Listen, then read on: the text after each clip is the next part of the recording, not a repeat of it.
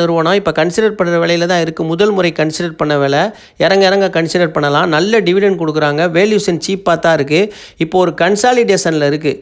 அதிகபட்சமாக கீழே போனால் 220 வரைக்கும் கீழே போகிறதுக்கு வாய்ப்பு இருக்குது. இதை டிவிடெண்டுக்காக கன்சிடர் பண்ணுறவங்க வாங்கி வச்சுக்கலாம் லாங் டேர்முக்கு. அப்புறம் ஸ்விங் ட்ரேடிங்கும் பண்ணலாம். 236 க்ளோஸ் ஆகிருக்கு.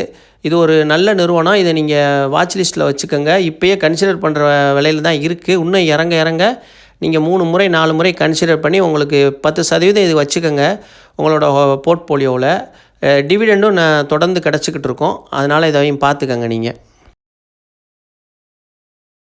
செப்டம்பர் 19 வெள்ளிக்கிழமை முடிவடைந்த மார்க்கெட் அப்டேட் பார்க்கலாம்.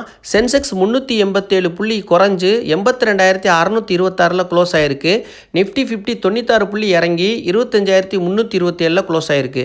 நிஃப்டி பேங்க் 268 புள்ளி இறங்கி 55,458 க்ளோஸ் ஆகிருக்கு. வெளிநாட்டு முதலீட்டாளர்கள்